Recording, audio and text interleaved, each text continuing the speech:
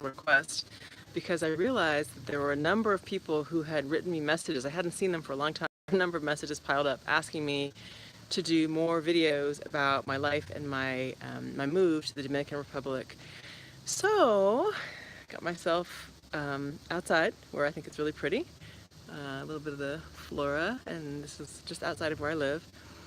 So here's what happened. So I moved here in February. It's now October of 2018. And the first few months were really just getting very much settled in. And I did come with a job. I came with my son, who's 8, and he attended a school for for the last part of that semester. So from February to June, he finished school here, and I worked at his school. And then we took some time during the summer. We took a month off. We actually left the country and traveled to different places, went back home for a while, went to Cuba, whatever. We're gone for a month and came back, and he's now started another school here. So he spoke Spanish before he came because he was at a school in the United States for almost 5 years where he learned Spanish. But now he's learning French. He's at a French school here. So it's a lot of changes. 2 new schools for him in a very short amount of time. We have lived in 3 different places. This is the 3rd and final, let us hope or pray for a good while. But it's a lot.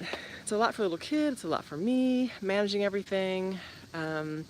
I started to write about trust. One of the things I was wanting to write about. I've been trying to get myself to write more, and for some reason I'm feeling very stuck in that area. Not sure why. Maybe I'm just overwhelmed.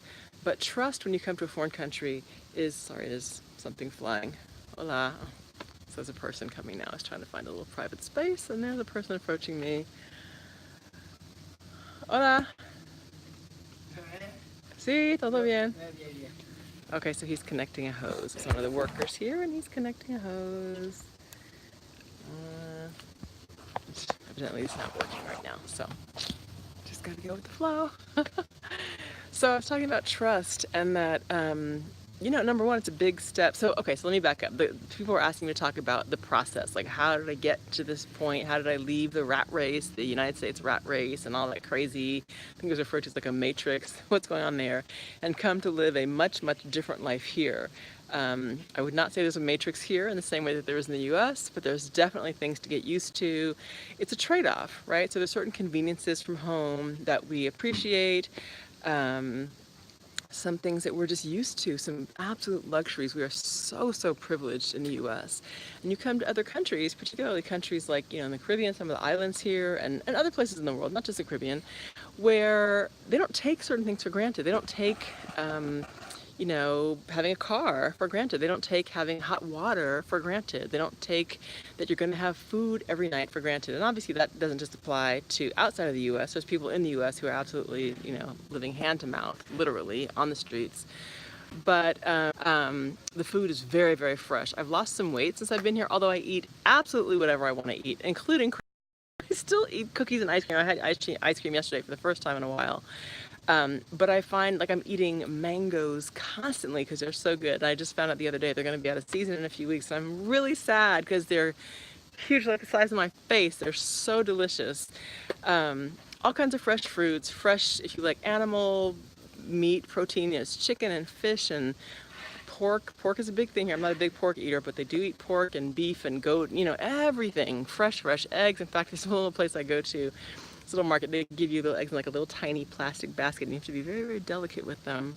But you know that some chicken like just laid those eggs maybe yesterday, maybe at the latest, probably. And so, hey, oh, hi, it's my friend.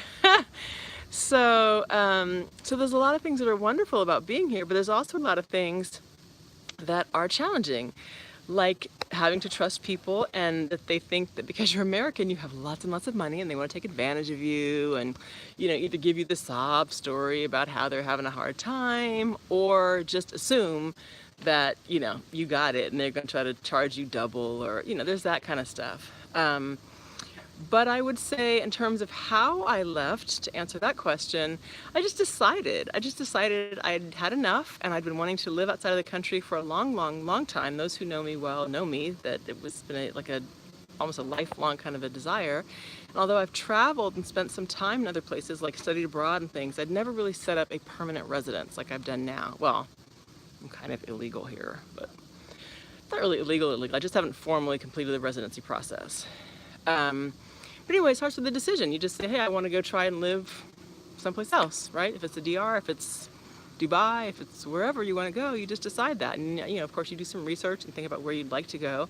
I'd only been here twice before when I made the decision to move. I wouldn't rely solely on that for your income because they pay very much less than what you would expect, even for teachers in the US.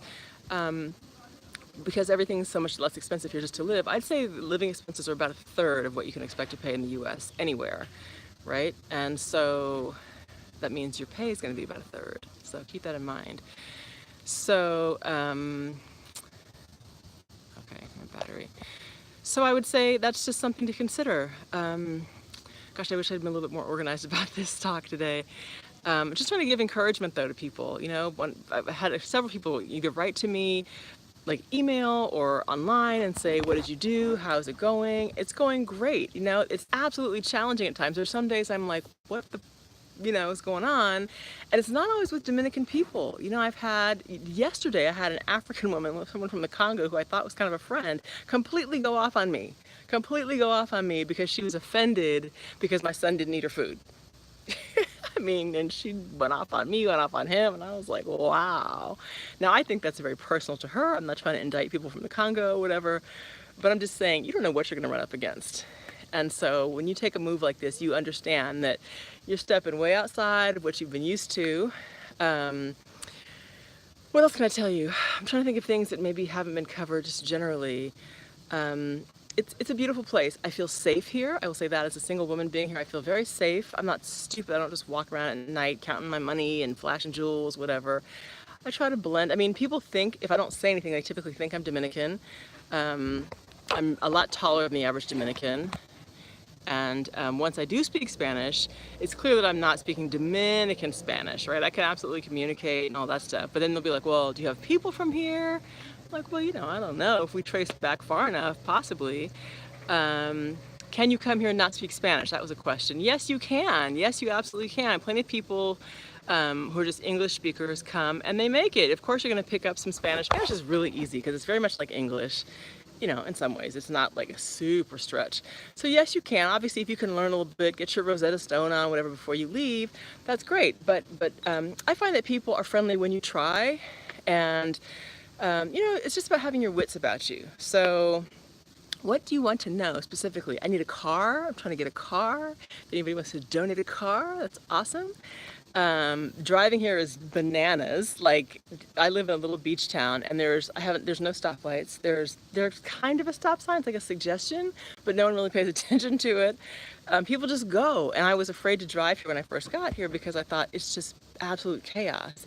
Everyone's on motorcycles, and it's by necessity. It's not because they don't care. It's not because they, you know, want to just take chances with their lives, but they don't have the money to buy cars, and it's small, so you don't need a huge car to go every place. So they're, you know, zigzagging around on motos. Gas is very expensive, so a little tank means less money.